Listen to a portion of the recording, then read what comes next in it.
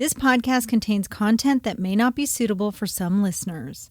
Listener discretion is advised.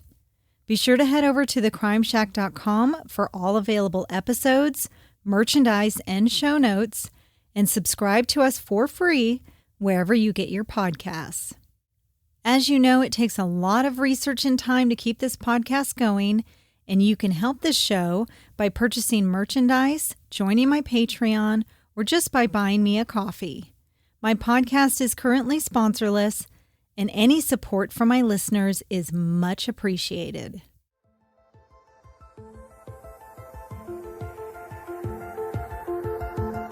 There's a whole fleet of them. Look on the ASA. My gosh. They're all going against the wind. The wind's 120 knots from the west. Look at that thing, dude.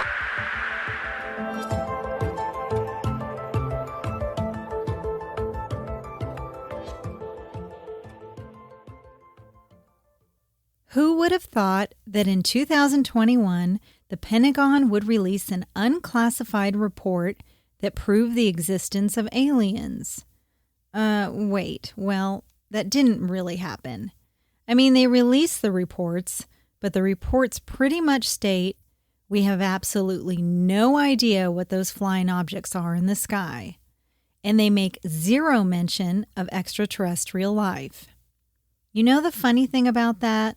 With all that was going on in 2020, and we were told that the Pentagon was going to release these documents on alien existence, I don't think it fazed anyone. I think having aliens infiltrate the Earth was the least of our worries, and honestly, no one was surprised or shocked. But let's get real. Do we know if aliens exist or not? Well, there's a group of people who wholeheartedly do believe in aliens. They also believe that the Earth is flat, as well as a number of other conspiracy theories. If you believe in those things, great. You can choose to believe whatever you want to believe in, whatever brings you joy. But here's where that line gets a little blurred. When the belief system of someone causes harm to another individual, even causes death. In this episode, I'll be talking about murder, but oddly, that won't be the most shocking thing about this case. So stick around as it's about to get real weird up in here.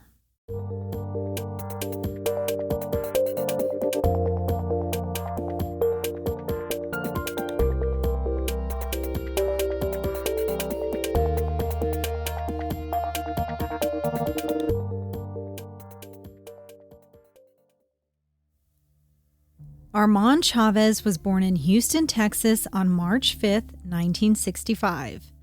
Armand was a career con artist. Although he claimed to be a thoracic surgeon who held degrees from the University of Tokyo and Cornell Medical College, he had doctored his transcripts and had been expelled from medical school. After he was expelled, Armand changed his name to the aggrandized Hossencofft in 1992. Along with claiming to be a thoracic surgeon, he also said he was a former CIA scientist. Diazin tricked patients into believing he was a geneticist and told people that he had leukemia and had only 5 months to live. He would tell neighbors that he planned to visit Toronto, Ontario, Canada, or El Paso, Texas for medical treatments.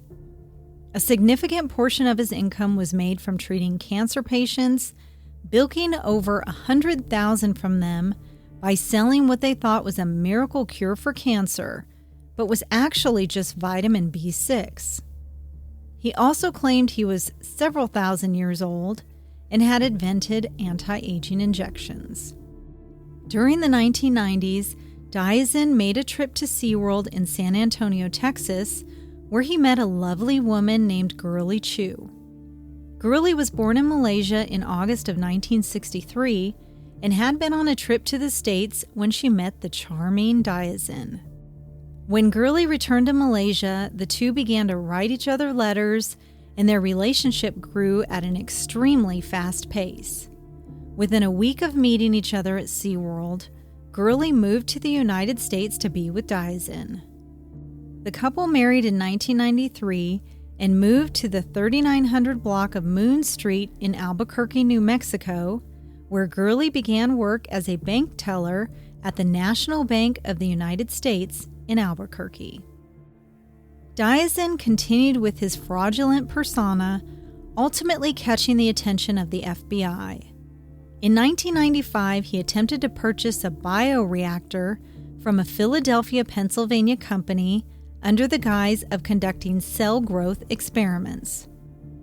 The company was leery about selling the device to Diazin because of its potential uses, so they notified the FBI about the purchaser, but Diazin wasn't arrested.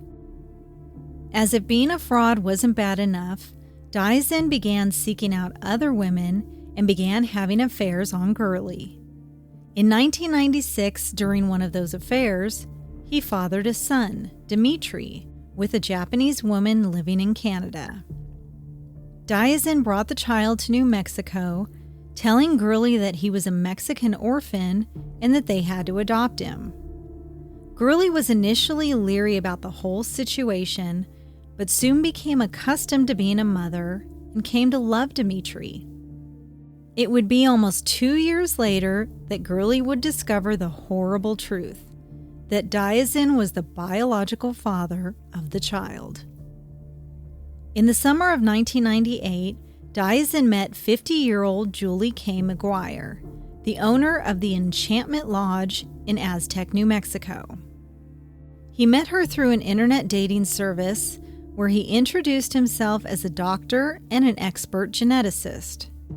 The two became romantically involved, Julie not having any idea that Diazin was still married, and he convinced Julie he could take years off her life, and she paid him more than $6,000 for 2 injections of this youth serum. She started to get leery of Diazin and had the serum tested only to discover it was actually vitamin B12. It's pretty apparent that Girly and Diazin's relationship was quickly deteriorating. In addition to his lies, Diazin's behavior towards Girly became more erratic and violent. In 1998, during an argument, Diazin choked and threatened to kill Girly. She called police, and when they arrived, told them that Diazin became angry when she confronted his previous girlfriend, and the woman decided to break it off with Diazin. It was in January of 1999, shortly following the domestic violence incident, that Girly moved out of their shared home. Diazin pushed for full custody of Dimitri, and reluctantly Girly agreed and allowed the child to stay with him. She moved into an apartment at 8401 Spain Road Northeast in Albuquerque, hired an attorney, and filed for divorce.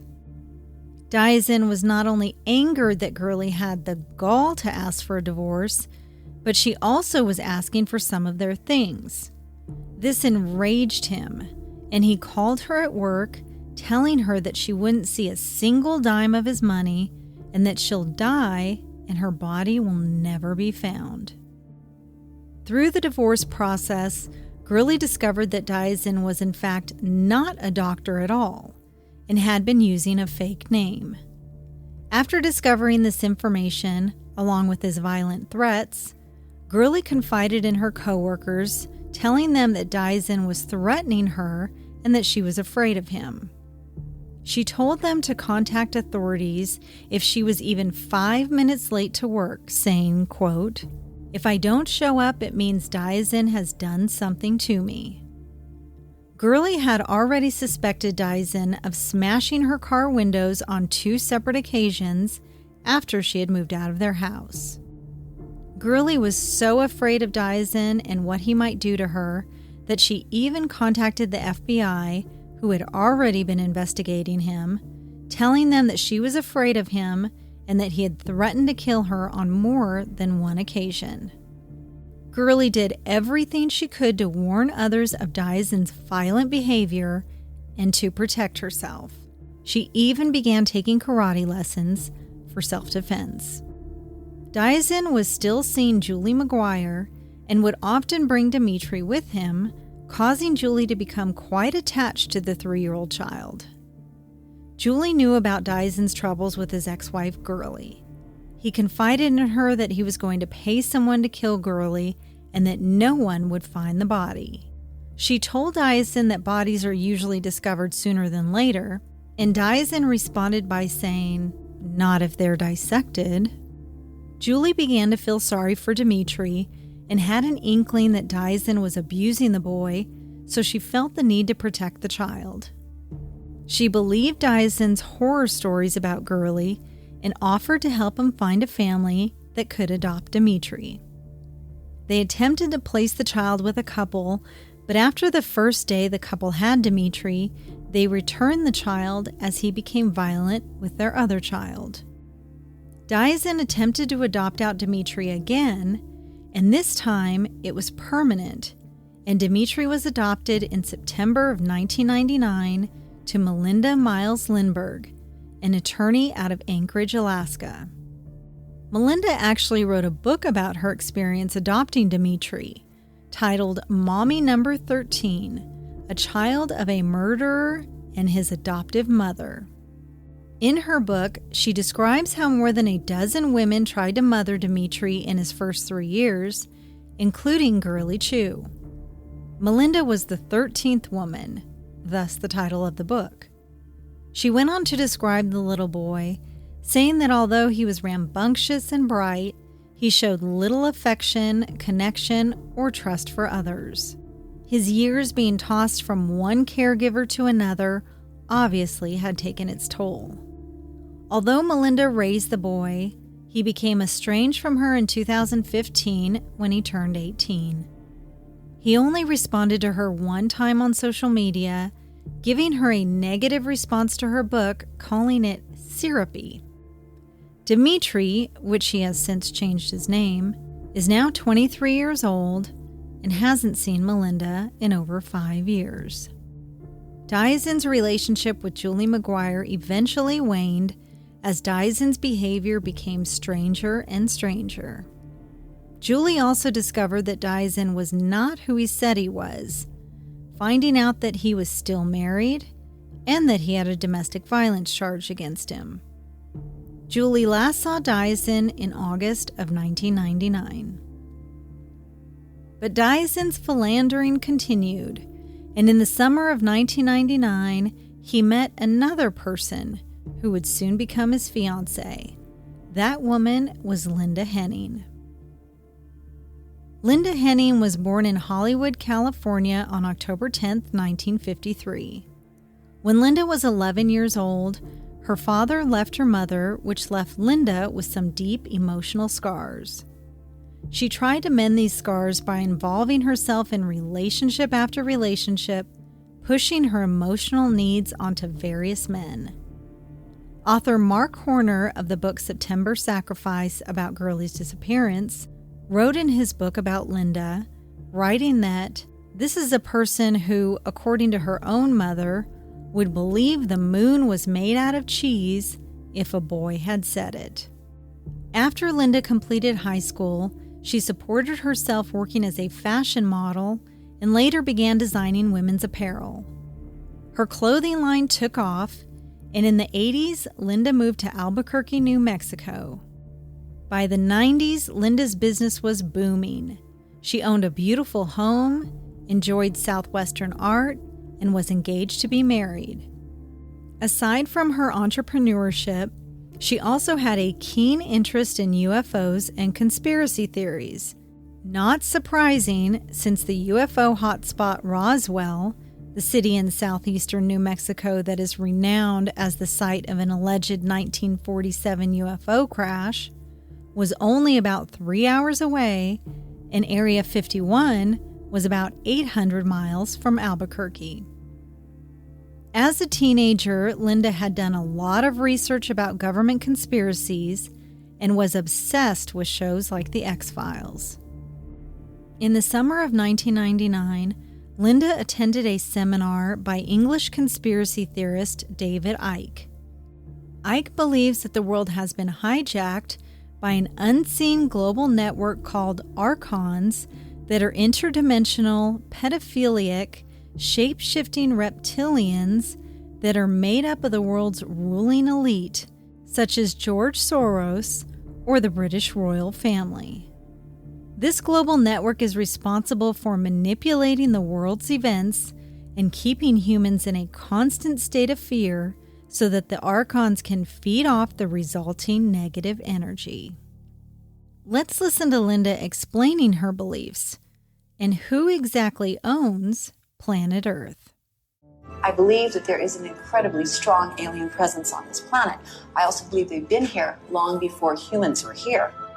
And I believe that they have an agenda of eradicating the human presence on this planet. Who owns this planet? Well, I'm going to tell you that humanity does not. These creatures have been here way before mankind was ever thought of. Who owns this planet? Well, you're going to find out real soon. Linda also believed that the government leaders were aliens from another planet. It was around this time that Linda was told about Disappearance Hossencofft by the owner of the gym she worked out in. He told her that she might want to meet this guy, that he had a lot of interesting ideas, and gave her Dyson's card. Linda met Dyson at his home, and the two talked for hours, sharing their ideas and theories about aliens and other conspiracy theories. Dyson told Linda that he was a doctor and a former member of the CIA.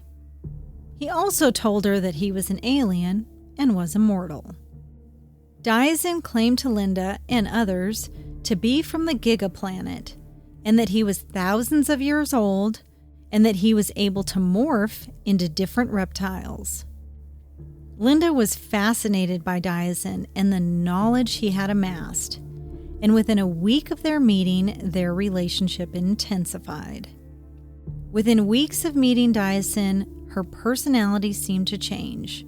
She was already fascinated by the unusual, and when Dyson came into her life, it accelerated her strange beliefs.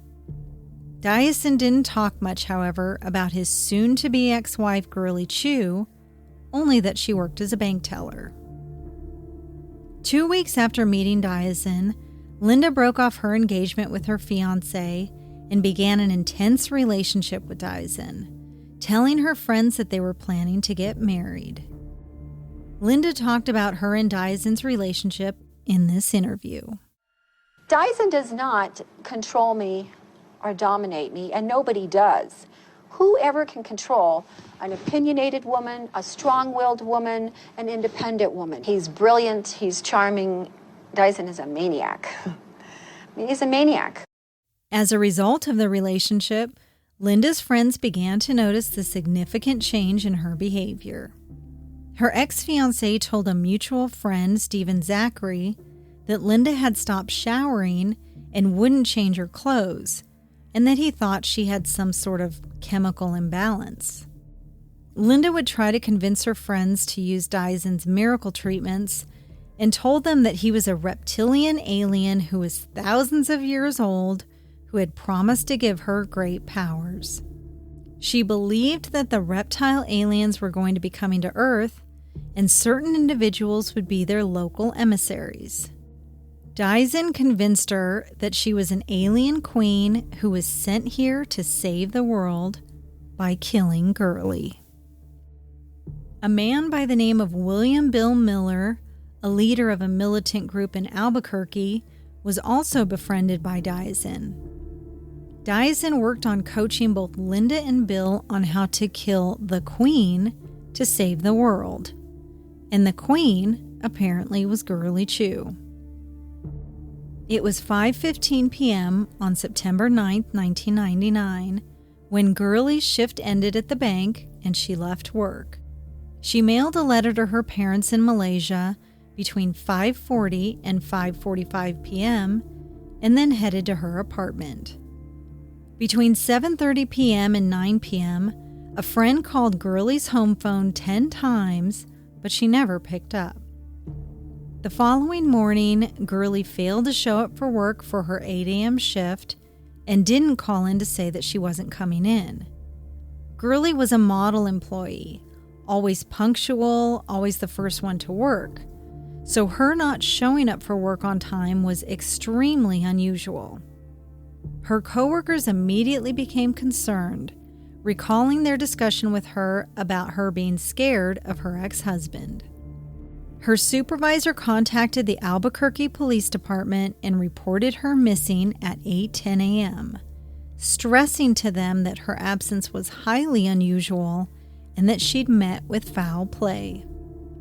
Police actually took the missing persons report seriously in lieu of waiting the normal 24 hours or so when an adult goes missing.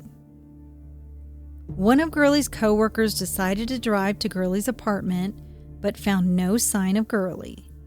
While waiting for officers to arrive, the coworker convinced the apartment manager to check inside Girly's apartment. They noticed that her front door was locked, but the deadbolt wasn't locked. A quick view of the apartment showed nothing seemingly out of place. When the police arrived at Girly's apartment, the first thing they noticed was the intense smell of bleach permeating the air. Girly's car keys were still in the apartment, but there were 3 distinct bleached out stains in the carpet in front of her couch. When forensics arrived later to the scene, luminol was sprayed in the house, and they discovered about 7 spots of blood on the carpet and sofa. The carpet that was stained with bleach was cut out and was taken to the crime lab for testing. Later that same day, a workman who was working along Highway 60, a stretch of highway about 100 miles southwest of Albuquerque, came across a blood-stained gray tarp containing a woman's green and white blouse, pink and orange shorts, and green panties, all splattered with blood. There was also some duct tape and gauze containing strands of hair in the tarp. Girly's purse was found discarded on a nearby street. Authorities awaited the results of this evidence along with the blood evidence they recovered from Girly's apartment. An extensive search for Girly Chew began. Search parties were coordinated, searching mine shafts and searching the area where her clothes were found. Search and rescue dogs were utilized, but no sign of Girly was found. Authorities quickly set their sights on Dyson Hossencofft, considering him a prime suspect. They went to his house but found his front door open, and his house had been emptied of all furniture and belongings. Police found out that Dyson had hired a moving company and that he left Albuquerque on September 10th for Charleston, South Carolina. His neighbors told authorities that they had noticed Dyson spending a great deal of time with Linda Henning the week prior to Girly's disappearance. Authorities then headed to Linda Henning's house. She allowed the officers in without a search warrant, answered their questions, and told them she knew nothing of Girly's disappearance. Officers then found Girly's wallet. It had been discarded in the street near Tramway Boulevard and Indian School Road Northeast, about 6 miles from Girly's apartment and about half a mile from Linda Henning's house. The proximity to Linda's house was too much of a coincidence for the officers to ignore. They brought Linda back into the station for further questioning on September 12th. She told detectives what she knew about Dyson, that she believed him to be an accomplished doctor, and that she didn't know where he was and didn't expect to see him again. She said that he told her he'd been planning to move for some time and that he was building a house in South Carolina. She also told them that her relationship with Dyson was more of a caretaker role and that they weren't romantically involved. It didn't take long for authorities to track down Dyson at a house in Charleston where he was staying with a woman named Cheryl Culp. Similar to Linda, Dyson had begun a relationship with Cheryl, and she believed that she and Dyson were going to be married. Dyson denied knowing anything about Girly's whereabouts, and authorities had no evidence to hold him in custody, so they had to let him go. However, when authorities got back to New Mexico, they found out that Dyson had made a phone call to one of his neighbors, a phone call that the neighbor deemed threatening. That was the break that authorities needed, and they were able to extradite Dyson back to New Mexico to face charges for making threats across state lines. Believing that Linda was somehow involved in Girly's disappearance and that she knew more than what she was letting on, authorities subpoenaed her to testify before a grand jury. She claimed that she didn't even know Girly Chew and hadn't met her. She told them Dyson had been with her the night before Girly went missing and admitted that her and Dyson were more than just friends. She also said that she was aware that Dyson was moving to South Carolina to be with another woman. One of the grand jurors, who frankly was thinking the same thing that we're all thinking, asked her how she could sleep with Dyson the night before, knowing that he was leaving the next day to be with another woman. Linda said, yeah, she was upset, but couldn't do anything about it. Unfortunately, Linda's grand jury testimony didn't lead to indictments for either Linda or Dyson, but police weren't through with the investigation. They pulled bank records and were able to prove that Linda did in fact meet Girly, and that she lied to the grand jury. Linda had banked at the branch where Girly worked, and Girly had even been Linda's teller on at least one occasion. In October of 1999, Linda was charged with perjury for lying to the grand jury. When investigators received the test results back on the evidence found at Girly's apartment, as well as the evidence found by the highway worker, they were surprised at the results. Blood and hair on the items belonged to Girly, but two other individuals' DNA was also identified. Girly's blood was on the carpet and sofa, but Linda's blood was also identified. Saliva that was on Girly's green and white blouse was identified as being from Dyson. Glitter, art sand, and cat hair, all identified as originating from Linda's garage floor, were found on the tarp as well. A third unidentified source of DNA was also found in the blood in Girly's apartment. Authorities believed that a struggle occurred in the apartment and that Linda most likely had been injured, resulting in her blood being found at the scene. During a search of Linda's home, authorities recovered a ninja sword in her garage ceiling attic.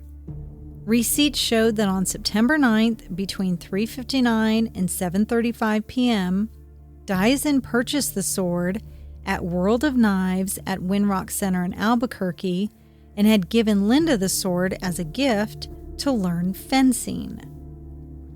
Supposedly, according to Linda, the sword had been in plain sight the first time officers questioned her at her house. The sword was confiscated for forensic testing, but the test results were inconclusive. There was blood on it, but it had been compromised, and they couldn't lift good DNA from it. In November 1999, 34-year-old Dyson Hossencofft and 46-year-old Linda Henning were indicted for the disappearance and assumed murder of 36-year-old Girly Chew Hossencofft. A third individual, 52-year-old William Bill Miller, an alleged co-conspirator, was also indicted. Dyson originally pled not guilty to the charges, but on January 14, 2002, he surprised prosecutors and changed his plea and pled guilty to the murder of Girly Chew in an effort to avoid the death penalty. He was sentenced and in exchange for his plea received life in prison plus 61 years in the Wyoming State Penitentiary. He continued to deny killing Girly or knowing the location of her remains. Linda's trial began in September 2002. Attorneys Gary Mitchen and Monica Baca claimed that Linda was innocent of all charges and that Dyson was trying to frame Linda for Girly's murder. Dyson was the only witness called to testify in Linda's defense. The first day of her trial, Linda seemed to be in a joking mood answering a reporter's question about how she felt about finally heading into trial. Tell me that again, please. I've just waited 3 years to go to trial, and now I have my chance. And I was tired of being tried by the press. And now it's time for us to fight back. That's what a trial is all about. Anything about aliens and all this? Oh, I'm sure there'll be an alien or two on the witness stand. All right. Thanks a lot. We'll try to keep the aliens out of the jurors. Okay. To say Diazin's testimony on the stand was bizarre is an understatement. He thought that by putting a show on the stand, it would confuse the jury and help get Linda a not guilty verdict. Diazin claimed that he was the mastermind behind the murder of Girly and that Linda didn't take part in it, had no knowledge of the murder, and was completely innocent. He also claimed to be a reptilian shapeshifter and was capable of being in several places at one time. So yeah, there's that. During the trial, witnesses testified that around 7 p.m. on September 9th, the last time Girly was seen, Diazin was seen by his neighbors speeding into his driveway on 3900 Moon Northeast Street. Neighbors noticed that his face and neck were covered in black grease paint, and he appeared to be wearing a forest green or a camouflage-type shirt. He was seen going into his house for a few minutes and then leaving shortly afterwards. Diazin testified that around 10 p.m. on September 9th, he asked Linda to pick up juice, a flashlight, and tile spacers so he could buy time to go back to Girly's apartment to bleach the bloodstains and clean up other evidence at the apartment. He then drove back home and located a refrigerated vial of an unidentified woman's blood. He was somehow able to occasionally obtain blood samples from patients under the guise of scientific research, and there were allegedly 17 vials of blood in his home. When Diazin went back to Girly's apartment, the vial broke. Don't you hate it when that happens? Before he was able to pour it somewhere in the apartment in an effort to confuse detectives. Instead of the vial, he thought it was a good idea to go ahead and use Linda's blood, and he diluted it with bleach in an attempt to invalidate DNA results and again to confuse the investigation. Diazin talked about how Girly Chew purportedly took his son away from him, which of course wasn't true, and that was his reasoning why she had to die. He stated, "So they make the choice.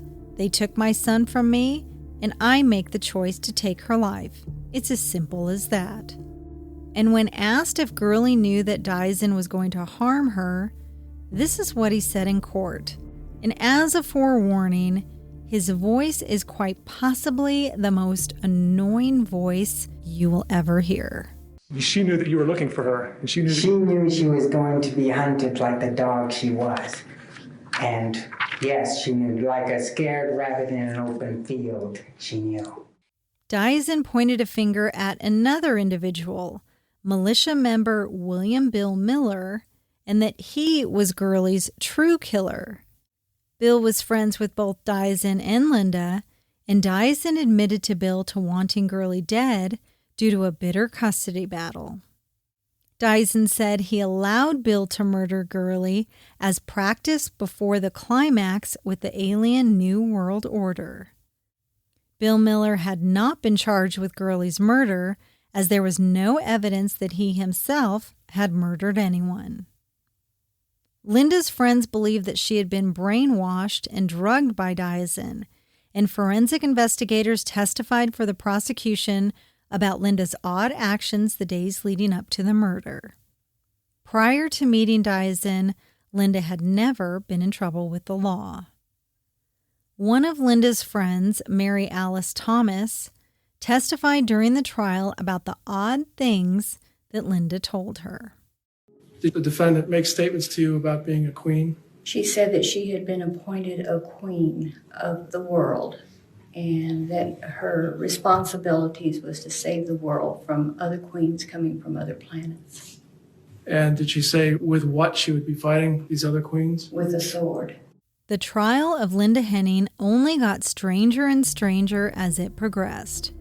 When prosecutor Paul Spears asked Ron Wilkin, the lead detective on the case, to describe what Linda said about her and Dyson's lovemaking, he said, quote, "She made reference to where there was a very high amount of energy, enough to where they would each transform into cat-like people or like a lion type of an individual, and she went so far as to lift her lip up to show me where the fangs would grow out of her mouth." I really need to take some of these statements from her trial and, I don't know, put them on t-shirts or something. Essentially, the prosecution had the records that showed Linda had come into contact with Girly at the bank, and they had evidence that Linda's blood was at Girly's apartment. They did not believe that Girly would have let Dyson into her house under any circumstance. Their theory on what happened that night was that they believed there was an altercation in Girly's apartment and that Girly was taken forcibly to another location, probably alive. They believed she was taken out in a tarp or a body bag, and she was driven to the area of Magdalena, New Mexico, where she was tortured by use of the ninja sword and other items, and then killed. Linda did not testify at her own trial, and on October 25, 2002, the jury came back with their verdict. They found Linda Henning guilty of first-degree murder. She was also convicted of kidnapping, conspiracy to kidnap, tampering with evidence, and 4 counts of perjury, but was acquitted of 10 other charges. She was the first woman in New Mexico history to face the death penalty. Linda's sentencing trial began on April 18, 2003. Just prior to her sentencing court date, prosecutor Paul Spears issued a statement in a memorandum that Linda had told at least 4 people that she had eaten Girly's flesh and drank her blood, stating that, quote, "During the course of the case's investigation, it was reported by more than one individual that the defendant had made statements that she had actually consumed the flesh of Girly Chew Hossencofft, and that as a consequence, her remains and body would never be recovered by authorities." Allegedly, Linda had also confessed to a cellmate, quoting from Reddit, Henning's cellmate tells when Henning was asked what she did with Girly's body, she made eating gestures. Despite this allegation by the state, Linda was not sentenced to death, but was given a 73.5-year prison sentence. After her sentencing, Linda had this to say about it and wanted to give a stern warning to the rest of the world while she had the opportunity to do so. I wasn't surprised. If they would have said, well, burn her at the stake, I would have said, well, it wouldn't be the first time. You know, a past life, I believe I was burned at the stake, so. I think the whole thing has been a hoax from day one. Now, I have been painted as the biggest monster, the most dangerous criminal in New Mexico history. Now, you've got to look at my background and say, well, where is it? There must be something that they're afraid that I'm going to say, because they've made every effort possible to silence me. Well, of course, I know what they don't want me to say. Which is? Which I'm not going to say. I'm still alive, so it's probably because I've kept my mouth shut. I know you love to talk about that, Rod. But I will only say that everybody's in for a real big surprise. Mm-hmm. The empire consumes all. The strong survive and the weak perish. That's about everything you need to know. Her perjury convictions were overturned by the New Mexico Supreme Court in 2010, but all of her other convictions, as well as her sentence, were affirmed. Investigators don't believe that Bill Miller was responsible for Girly's murder, and he was originally charged with conspiracy to commit murder, kidnapping, and tampering with evidence charges. It's alleged that Bill stalked Girly to find out where she lived, then assisted in kidnapping her and helping to dispose of bloody evidence and her body. His attorney was able to get the more serious charges dropped, and after he went through trial, Bill received 10 months probation. In January of 2020, 21 years following the disappearance of Girly Chew, Dyson filed a 400-page document to court requesting that his plea and life sentence be vacated. He claimed that his sentence was illegal, that he was denied due process because of collusion, that his attorneys failed at their jobs, and that he was forced into his plea deal. Dyson claims that prosecutors were colluding with the Albuquerque police to hide evidence that would have exonerated both him and Linda Henning. His attorney asked for a 6-month extension to collect evidence involving global connections. Now, 18 years later, Hossencofft is asking a judge to vacate his sentence. Hossencofft claimed prosecutors were colluding with Albuquerque police to hide evidence that would have exonerated him and his mistress, Linda Henning. Henning is also serving time in prison for the murder. During a hearing in court today, Hossencofft's attorney asked Judge Alyssa Hart for more time to get his facts organized. And you absolutely feel that it needs 6 months? I do, Your Honor. This investigation, I don't want to get into too many details, but the case involves global connections. The request for the 6-month extension was granted. To this day, Girly Chew Hossencofft's body has not been found, but authorities believe it's located somewhere in Socorro County, most likely along U.S. Route 60 near Daddle, New Mexico. As bizarre as this case is, it comes down to what is fact and what is fiction. Dyson Hossencofft's life was full of delusions of grandeur and a sense of entitlement.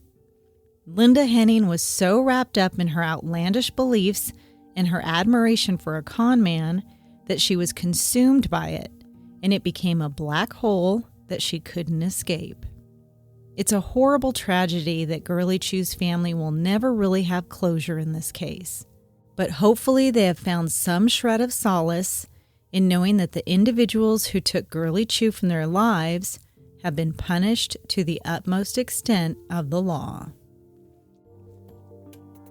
Thank you for listening. Please check out our website at thecrimeshack.com, where you can find links to all our social media platforms.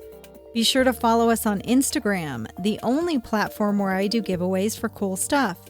Did you know I'm also on TikTok, where I do mini crime stories? Check out my profile at Shell's Crime Shack. This podcast is currently sponsorless, and as a listener, you can help support the show by purchasing merchandise, joining my Patreon, or just by buying me a coffee. Any support is much appreciated.